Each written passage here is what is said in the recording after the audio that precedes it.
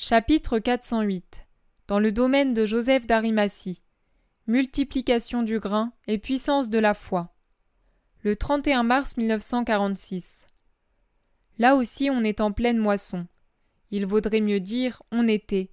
Maintenant les faux ne servent plus, car il ne reste plus un seul épi dans ces champs encore plus proches des rives de la Méditerranée que ceux de Nicodème.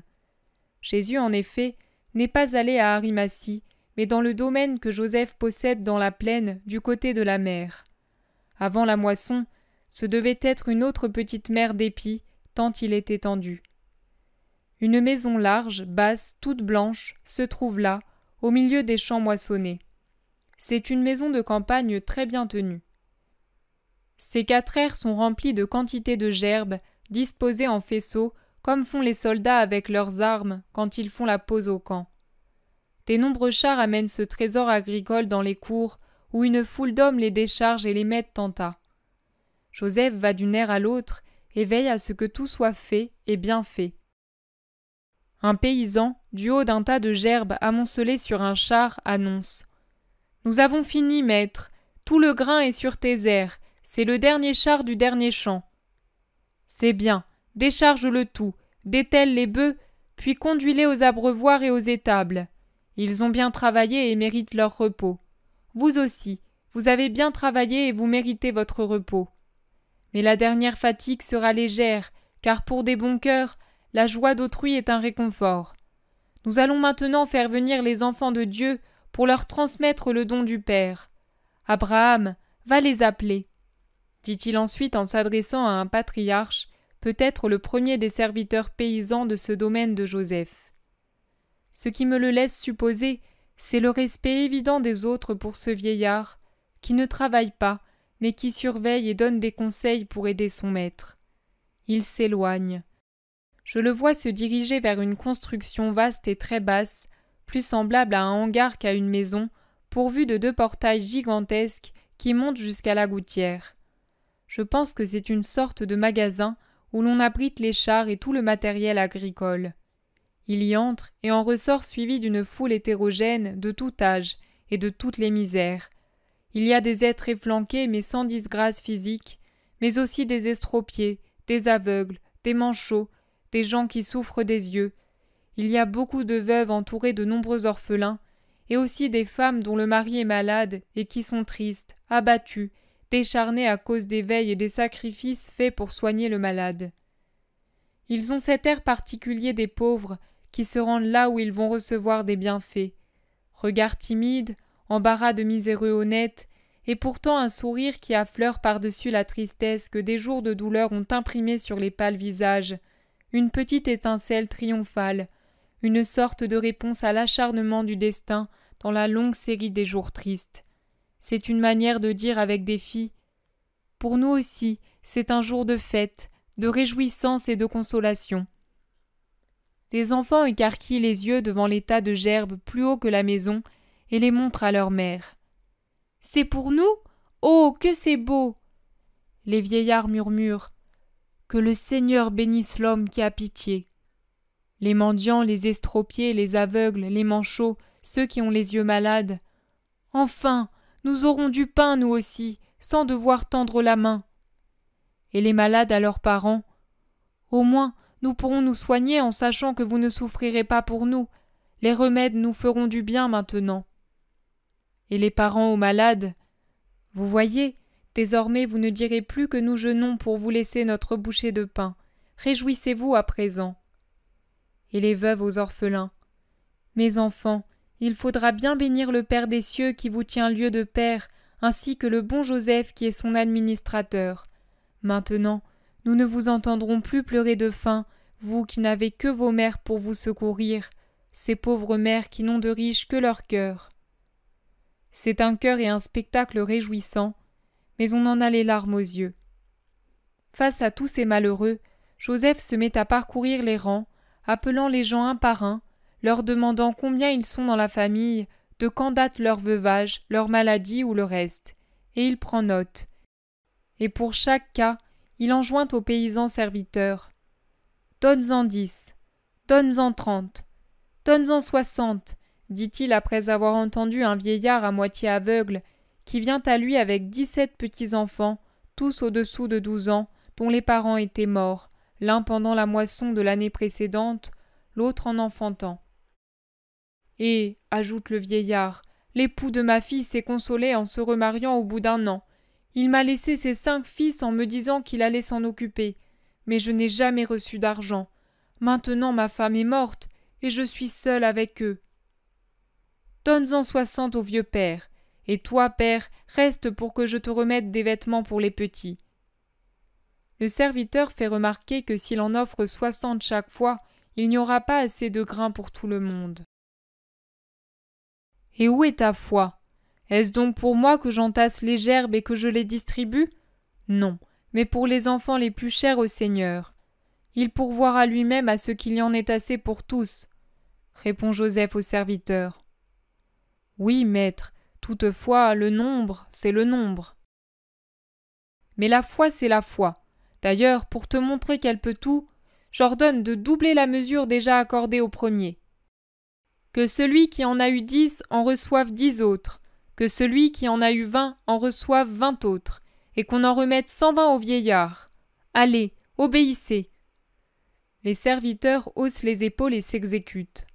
La distribution se poursuit donc, provoquant l'étonnement joyeux des bénéficiaires qui se voient accorder une mesure dépassant leurs plus folles espérances. Joseph en sourit. Il caresse les enfants qui s'affairent à seconder leur mère, aide les estropiés à faire leur petit tas, soutient les vieillards trop chancelants ou les femmes trop affaiblies.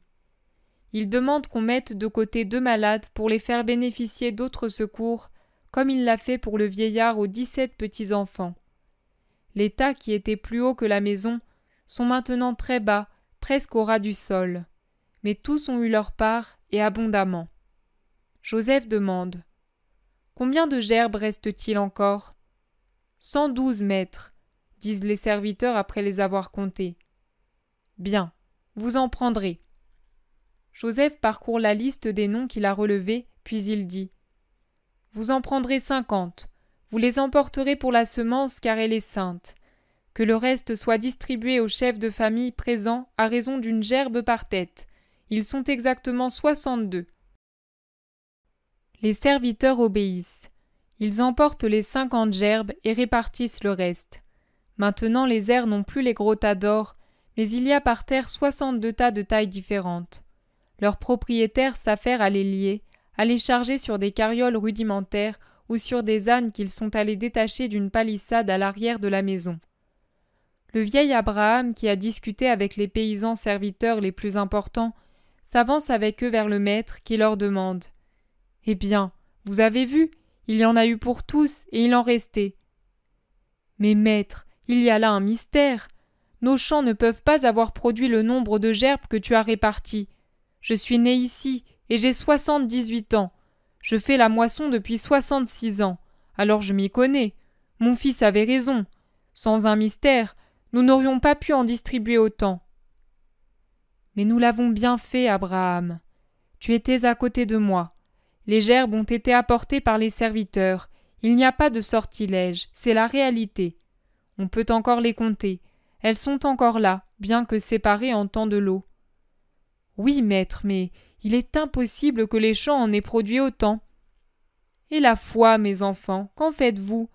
Le Seigneur pouvait-il démentir son serviteur qui promettait en son nom et pour une fin qui était sainte? Alors tu as fait un miracle, disent les serviteurs déjà prêts à chanter ses louanges. Je ne suis pas un homme à faire des miracles, moi. Je suis un pauvre homme. C'est le Seigneur qui est intervenu. Il a lu dans mon cœur et y a vu 2 désirs. Le premier était de vous amener à ma propre foi. Le second était de faire un don considérable à mes frères malheureux. Dieu a consenti à mes désirs et il a agi. Qu'il en soit béni, dit Joseph en s'inclinant respectueusement comme s'il était devant un autel. Et son serviteur avec lui, dit Jésus qui jusqu'alors était resté caché au coin d'une maisonnette entourée d'une haie, d'un four ou d'un pressoir, et qui maintenant apparaît ouvertement sur l'aire où se trouve Joseph. « Mon maître et mon Seigneur !» s'écrie Joseph en tombant à genoux pour vénérer Jésus. Paix à toi. Je suis venu te bénir au nom du Père pour récompenser ta charité et ta foi. Je suis ton hôte ce soir. Acceptes-tu ? Maître, tu me le demandes ? Seulement, je ne pourrai te faire honneur ici. Je suis au milieu des serviteurs et des paysans, dans ma maison de campagne.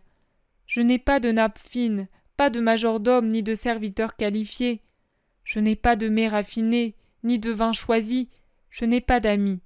Ce sera une bien pauvre hospitalité, mais tu m'excuseras.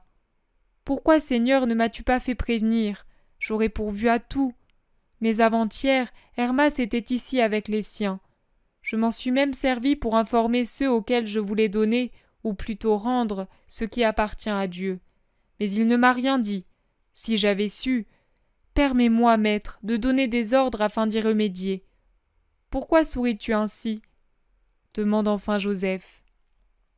Il est tout en dessus-dessous à cause de cette joie imprévue et de la situation qu'il juge désastreuse. Je souris de tes tracas inutiles. Mais Joseph, que cherches-tu ? Ce dont tu disposes ? Ce dont je dispose ? Je n'ai rien. Ah, comme tu es homme maintenant. Pourquoi n'es-tu plus le Joseph spirituel d'il y a un instant, quand tu parlais en sage, quand tu promettais avec assurance en raison de ta foi et pour donner la foi ? Tu as entendu ? J'ai entendu et vu, Joseph. Cette haie de laurier est très pratique pour voir que ce que j'ai semé n'est pas mort en toi, et c'est pourquoi je te dis que tu te crées des tracas inutiles. Tu n'as pas de majordome ni de domestique qualifié ? Mais là où la charité s'exerce, Dieu est là, et quand Dieu est présent, ses anges le sont aussi. Et quel majordome veux-tu avoir qui soit plus capable qu'eux ? Tu n'as pas de mets ni de vin recherché, mais quelle nourriture veux-tu me donner, et quelle boisson plus recherchée que l'amour que tu as montré pour eux et que celui que tu as pour moi ? Tu n'as pas d'amis pour me faire honneur, et que fais-tu de ceci ? Pour le maître du nom de Jésus, quels amis peuvent donc être plus chers que les pauvres et les malheureux ? Allons, Joseph, même si Hérode se convertissait et m'ouvrait ses appartements pour me recevoir et me faire honneur dans un palais purifié, et si avec lui les chefs de toutes les castes étaient présents pour m'honorer, je n'aurais pas une cour plus choisie que celle-là, à laquelle je veux moi aussi dire une parole et faire un cadeau. M'y autorises-tu ? Ô maître, tout ce que tu veux, je le veux. Ordonne. Dis-leur de se réunir ainsi qu'aux serviteurs. Pour nous, il y aura toujours un pain. Il vaut mieux qu'ils écoutent ma parole plutôt que de courir ici et là, affairés en pauvres soins. Les gens s'entassent, empressés, étonnés. Jésus parle. Vous avez déjà appris ici que la foi peut multiplier le grain quand ce désir est suscité par l'amour. Mais ne bornez pas votre foi aux besoins matériels. Dieu a créé le premier grain de froment, et dès lors il est devenu épi pour procurer du pain aux hommes. Mais Dieu a aussi créé le paradis qui attend ses habitants. Il a été formé pour ceux qui vivent conformément à la loi et restent fidèles malgré les épreuves douloureuses de la vie. Ayez foi, et vous réussirez à vous garder saints avec l'aide du Seigneur, tout comme Joseph a réussi à vous distribuer une double mesure de blé pour vous rendre 2 fois heureux et confirmer ses serviteurs dans la foi. En vérité, je vous dis que si l'homme croyait en Dieu, et s'il agissait pour un juste motif, les montagnes elles-mêmes, enracinées dans le sol par leurs entrailles rocheuses, ne pourraient résister, et à l'ordre de celui qui a foi dans le Seigneur, elles se déplaceraient. Avez-vous cette foi en Dieu ? Demande-t-il en s'adressant à tous. Oui, Seigneur. Qui est Dieu pour vous ? Le Père très saint, comme les disciples du Christ l'enseignent. Et le Christ, qui est-il pour vous ? Le Sauveur, le Maître, le Saint. Cela seulement ? Le Fils de Dieu. Mais il ne faut pas le dire, car les pharisiens nous persécutent si nous le faisons. Mais vous croyez qu'il l'est ? Oui, Seigneur. C'est bien, et que votre foi grandisse. Même si vous vous taisez, les pierres, les arbres, les étoiles, le sol, toutes choses, annonceront que le Christ est le vrai Rédempteur et Roi. Ils le proclameront à l'heure de son élévation, quand il sera dans la pourpre sainte et portera la couronne de la rédemption. Bienheureux ceux qui sauront croire en lui dès maintenant, et plus encore à ce moment-là, qui auront foi dans le Christ et par conséquent la vie éternelle. L'avez-vous cette foi inébranlable dans le Christ? Oui, Seigneur, apprends-nous là où il est, et nous le prierons d'augmenter notre foi pour être heureux ainsi. Et ce ne sont pas seulement les pauvres, mais aussi les serviteurs, les apôtres et Joseph qui font la dernière partie de la prière. Si vous aviez de la foi gros comme un grain de moutarde, et si vous la gardez dans votre cœur, car c'est une perle précieuse, sans vous la faire enlever par quoi que ce soit d'humain ou de maléfique et de pervers, vous pourriez tous dire à ce mûrier puissant qui ombrage le puits de Joseph, « Déracine-toi et transplante-toi dans les flots de la mer. » Mais le Christ, où est-il? Nous l'attendions pour être guéri. Les disciples ne nous ont pas guéris, mais ils nous ont dit, lui le peut. Nous voudrions guérir pour travailler, disent les hommes malades ou handicapés. Croyez-vous que le Christ le puisse? Demande Jésus en faisant signe à Joseph de ne pas dire que le Christ c'est lui. Nous le croyons, il est le Fils de Dieu, il peut tout. Oui, il peut tout et il veut tout, s'écrie Jésus. Il étend avec autorité son bras droit, l'abaisse comme pour jurer et achève par un cri puissant. Et qu'il en soit ainsi, pour la gloire de Dieu. Il est sur le point de partir vers la maison, mais les guéris, une vingtaine, crient, accourent et l'enserrent dans un enchevêtrement de bras tendus pour le toucher, le bénir, chercher ses mains, ses vêtements, lui donner un baiser, le caresser. Ils l'isolent de Joseph, de tout le monde. Et Jésus sourit, caresse, bénit. Il se dégage lentement et, encore poursuivi, disparaît à l'intérieur de la maison, tandis que des hosannas s'élèvent dans le ciel qui prend les couleurs violacées de ce commencement de crépuscule.